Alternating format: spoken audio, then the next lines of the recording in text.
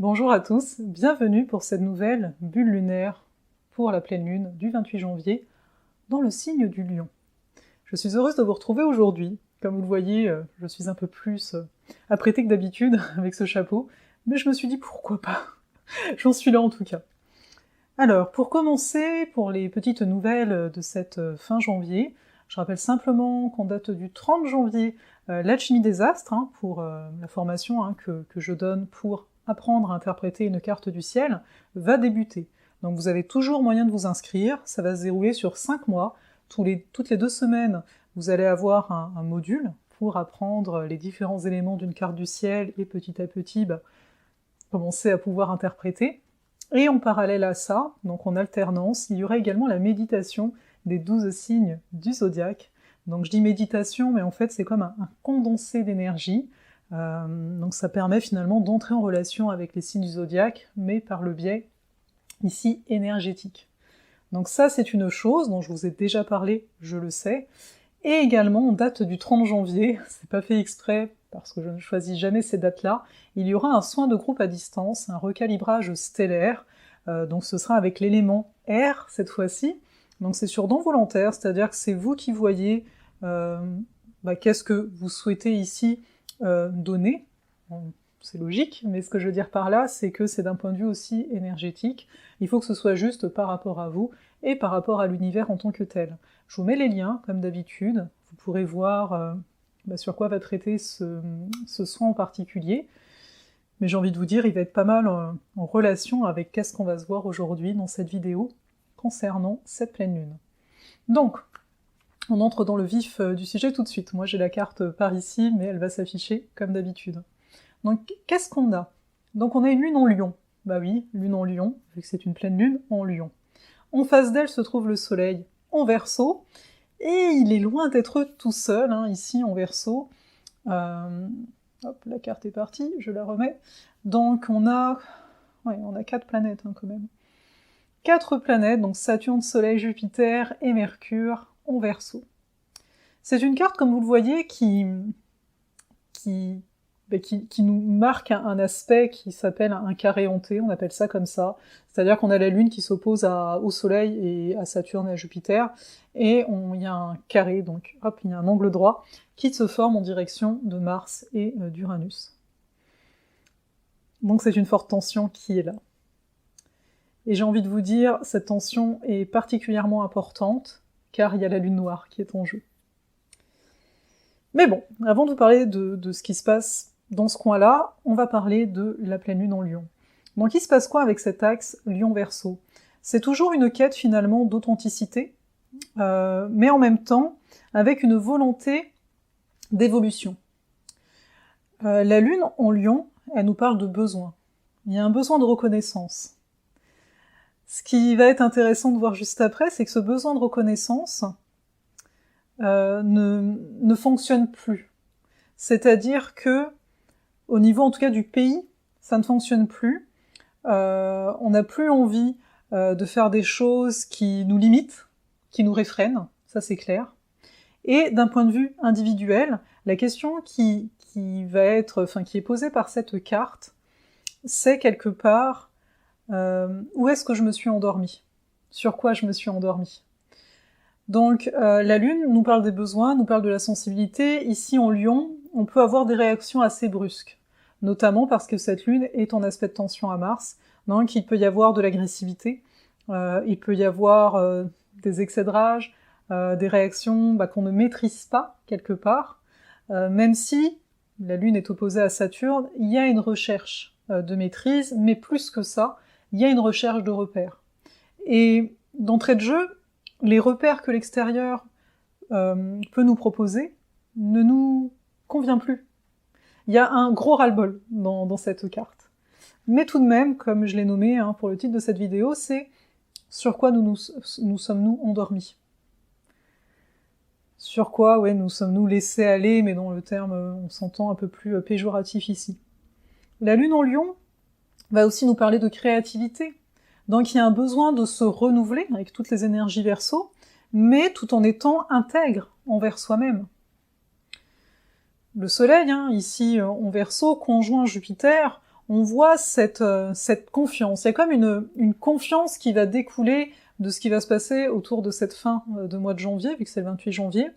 Il y a une confiance, mais des fois cette confiance peut aller au-delà de ce qu'il convient. Donc, ça veut dire quoi ? Ça veut dire qu'on peut se montrer plus froid, plus tranchant aussi, par rapport à certaines situations qui peuvent nous arriver. Il n'y a pas, si vous voulez, il n'y a rien de pacifique dans cette carte-là.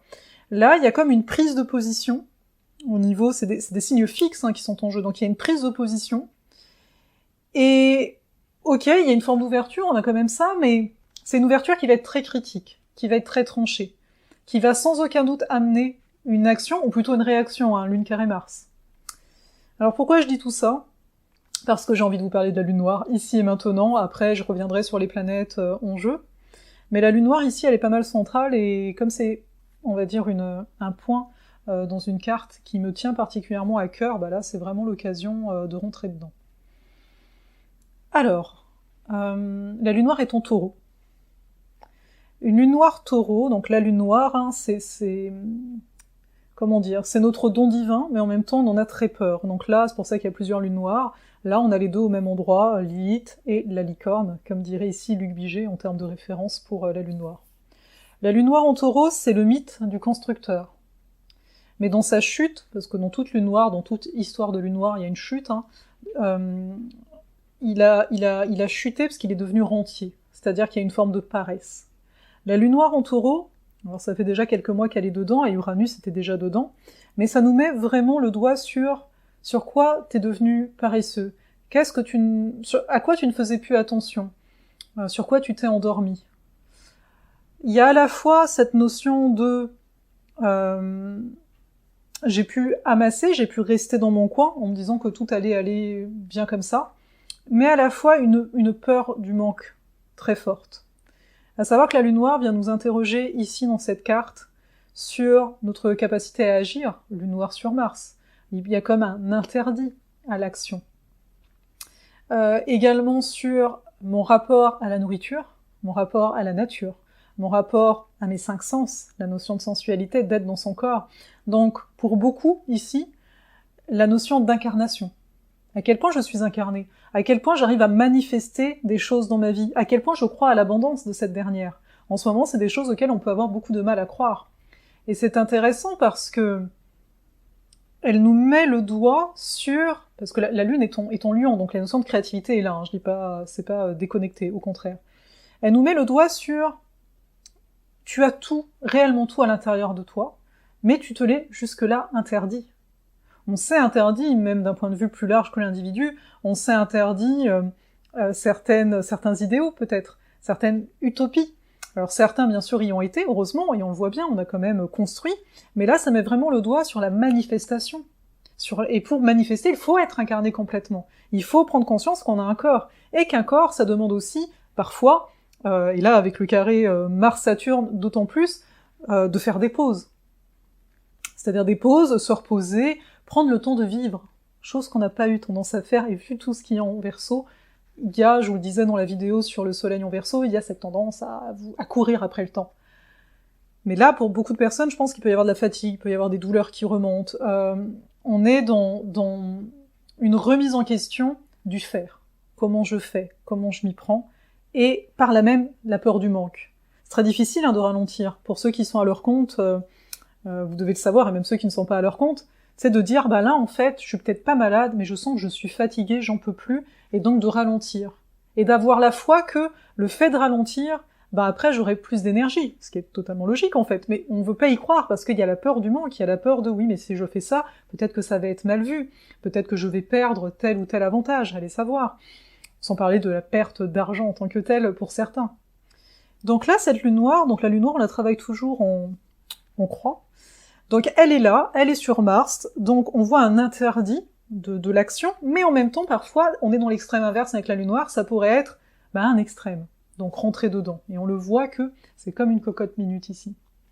Donc je disais, on la travaille en croix, donc souvent, pour pas vivre ce que je viens de vous dire, donc de pas toucher à la matière et compagnie, on sait, en tout cas pour la période, on se focalise davantage sur l'énergétique, sur la déduction. Vous voyez, on entend beaucoup, même si moi je rentre pas du tout là-dedans, mais on entend beaucoup la notion de complot. Ça, c'est un mot qui est devenu à la mode, j'ai envie de dire, les comploteurs, les complotistes, etc.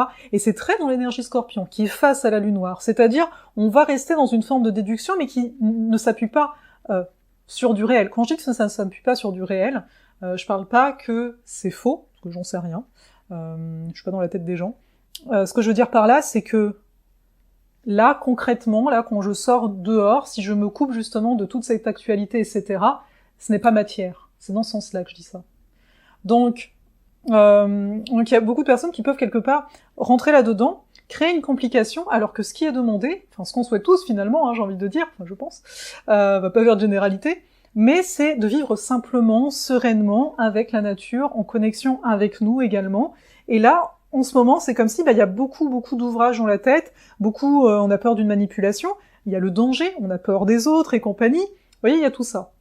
Mais donc on va continuer dans la croix. Donc certaines personnes, faut voir qu'une croix, comme on dit, l'énergie circule, on n'est pas tout le temps là ou tout le temps là. Après, d'un point de vue individuel, ça peut être aussi de se compliquer notre propre vie, sans parler de ce qui se passe à l'extérieur. On peut se compliquer les choses au niveau du relationnel et compagnie, de se dire l'autre m'a pas répondu, peut-être que... Vous voyez, c'est cette notion-là, je déduis tout seul dans mon coin. Alors que dans les faits, il faudrait peut-être juste dire à l'autre, genre tu me manques ou tu m'as pas répondu, je me demande comment ça va. Vous voyez, ce serait aller vers ça. Ça c'est ce qu'on appelle Priap, le point opposé à la lune noire, c'est ça. Ensuite, on a le point de soumission qui tombe pile sur la lune en Lion.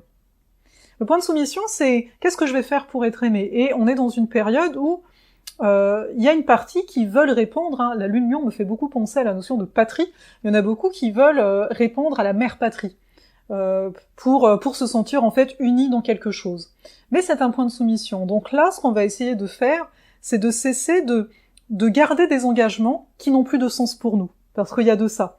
Je veux être reconnue, je veux être bien vue, je veux bien faire les choses, la lune en Lion c'est quand même ça. Et il y a un point de soumission, donc il dit qu'on va peut-être le faire d'autant plus, sauf que ça ne nous fait pas du bien parce que pour ce que vous sentez qui n'est pas juste, bien sûr, parce qu'on ne respecte pas notre corps et notre rythme.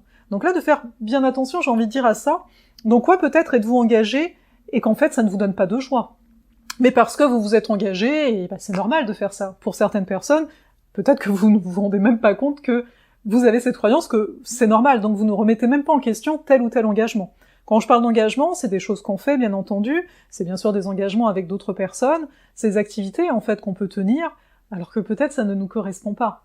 Voyez ? Donc de voir la réalité. Pourquoi je fais telle chose? Est-ce que c'est pour être bien vu, reconnu, avoir de l'amour par ce biais, ou c'est parce que tout simplement ça me donne de la joie, et dans ces cas-là, on est bon. Ensuite, et c'est là que c'est super intéressant, le point en face du point de soumission, il se situe au niveau du Soleil et de Jupiter, c'est le point d'affirmation.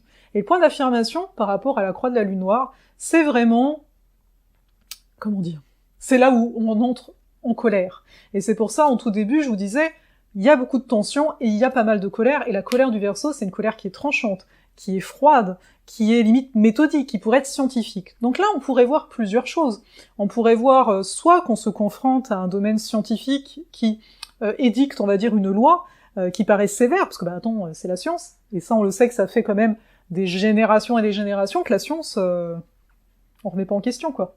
Vous voyez, on va vous dire, prends des anti-inflammatoires parce que t'as un problème d'arthrose, par exemple, non, ce n'est pas du tout un vécu, et à vie, genre prends des anti-inflammatoires à vie, et voilà, si on fait confiance à la science, on va faire ça, mais on va se déglinguer autre chose. Donc, toujours avoir son discernement, de toute façon, même par rapport à moi ce que je vous raconte, toujours avoir votre discernement, mais de voir qu'ici, il y a comme ça, c'est possible qu'il y a cette chose-là qui soit établie, et qui nous rentre dedans. Pourquoi nous rentre dedans? Parce que c'est le point d'affirmation.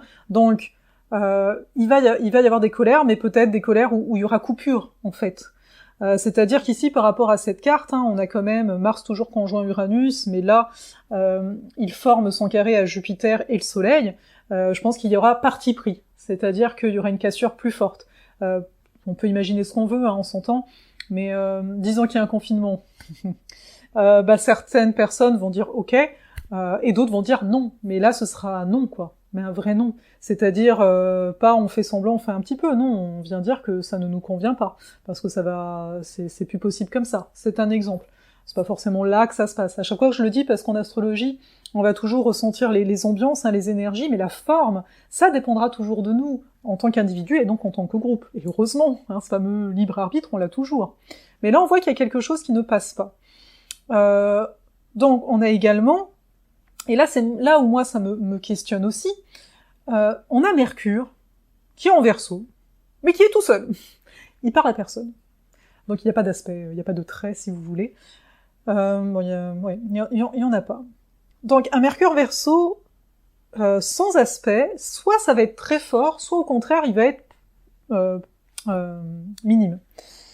Donc si c'est dans le cas qu'il est minime, on pourrait se dire ok, il y a des cassures, ok, il y a des réactions. Lune-Mars, on a des réactions. Il y a des choses qu'on veut, des choses qu'on veut pas. Aussi voir qu'on peut exagérer les choses. La Lune en Lion peut fortement exagérer, surtout vu les aspects. Et de se dire, oui, mais peut-être qu'il faut communiquer. Là, peut-être pendant la période, si vous sentez qu'il y a une imbroglio ou quoi que ce soit, pensez à communiquer. Mais c'est un Mercure Verseau, donc c'est un Mercure qui pense à l'avenir, qui va faire des plans, qui va faire des projets. J'ai envie de vous dire, ça peut être une bonne période quand même pour ça, pour faire des projets. C'est-à-dire que là, les énergies là, je vous les ai nommées d'une certaine façon, mais on peut aussi s'en servir pour se structurer. Il y a une forte demande de structure, et pourquoi ? Pour prendre soin de soi. Hein. Là, le but, avec cette lune noire en taureau, c'est de prendre soin de soi, c'est de devenir, en effet, le constructeur et le guérisseur, et d'arrêter d'être la personne qui a peur de la matière, qui a peur de s'engager, qui a peur d'y aller. Que ce soit un engagement affectif, professionnel, etc. Ici, on a vraiment cette opportunité, j'ai envie de le dire ainsi, de faire nos plans. De prendre le temps de dire ok, il y a une tension, j'ai peut-être envie que il y ait une démonstration à l'extérieur rapide, lune en Lion, on veut que les choses se voient, mais là avec tout ce qu'on a en Verseau, c'est plutôt une période de préparation, je veux dire individuellement parlant, où oui, il peut y avoir des actions, parce qu'il peut y avoir des choses soudaines qui vont venir faire en sorte qu'on doit se réadapter assez rapidement. Et ce Mercure Verseau permet de vite voir les différents procédés qui peuvent se mettre en place. Il peut être bon à ça, mais surtout, encore une fois, s'il y a des coupures, le tout, ce sera de la communication. La communication, et là, peut-être que ça va en manquer. Comme je l'ai dit, c'est à double tranchant, comme il n'a pas d'aspect, soit ça va manquer de communication, et tout le monde va être dans sa tête en train de se faire des films, soit au contraire, ce sera comme comme il serait plus important, ce serait comme une base, en fait. On se rappellerait à ça. Et de façon plus communautaire, hein, de parler, de créer un réseau, vous voyez. Donc on pourrait voir ici des personnes qui, même si ça a déjà commencé, mais des réseaux un peu plus forts, un peu plus soudés, même si c'est à distance, par exemple. Ensuite, on a également Neptune. Neptune qui ne fait pas d'aspect. Ouais, non. Voilà. Si, elle fait toujours l'aspect au nœud, c'est juste qu'il le met pas dans ma carte. Elle fait toujours l'aspect au nœud, donc on voit qu'on est toujours dans une période floue. Voilà, je vous apprends rien. Mais c'est toujours là. Et en même temps, ça nous montre bien avec Neptune qu'il y a beaucoup de choses qui se dissolvent actuellement. On s'en parle après, mais il y a un gros nettoyage qui se fait au niveau des mémoires un peu plus karmiques et compagnie. Karmiques ou de cette vie, on s'entend.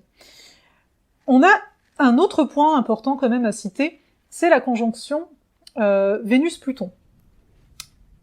Donc pile. Donc plusieurs choses. Vénus, ça nous parle de nos valeurs, donc on voit avec Pluton les valeurs qui se transforment. C'est des valeurs qui étaient sûres jusque-là, hein. Vénus est ton Capricorne, donc il y a beaucoup de choses qui se transforment. Ça peut être aussi le relationnel. Donc, c'est d'accepter de lâcher prise sur certaines choses, c'est-à-dire d'accepter la mort de certaines valeurs, de certaines relations. C'est aussi voir peut-être que certaines relations sont étouffantes. Cette conjonction-là peut amener une forme d'étouffement ou une forme de l'autre ne m'écoute pas ou ne m'entend pas. Toutefois, c'est de bien voir qu'ici, ça va permettre, parce qu'on pourrait se dire, ici c'est encore Saturne qui les maîtrise tous les deux, donc on voit à quel point ça nous ramène à notre corps. Pour moi, Saturne, je le ramène toujours à notre structure, à notre corps, et là, il est quand même assez majeur, il est chez lui, c'est le premier maître des Verseaux, il reste quand même chez lui, même si il nous apprend en fait à voir le temps différemment, à accueillir la temporalité. Arrêter de lutter contre ça, mais accueillir la temporalité. D'accueillir, j'ai envie de dire, notre mortalité également, parce qu'avec Uranus, il y a un côté tellement éternel, éternité. Là, Saturne, il nous rappelle, non mais pour que quelque chose puisse durer, c'est-à-dire par exemple un projet, des idées, que ça puisse aider, c'est ça le Verseau, que ça puisse aider des générations qui ne sont peut-être même pas encore là, eh bien, il faut prendre soin de ce qu'il y a maintenant. Il faut prendre soin de ton corps, il faut prendre soin de tes valeurs, des tiens, enfin des personnes qui te sont chères, et de bien les choisir. Saturne, il y a toujours cette notion d'aller à l'essentiel. Cette notion, oui, on va trancher, il y a peut-être certains liens qui vont ne plus être là. T'as peut-être envie, avec Jupiter qui est pas loin, d'avoir un très grand réseau tout de suite, mais ça ne marche pas comme ça.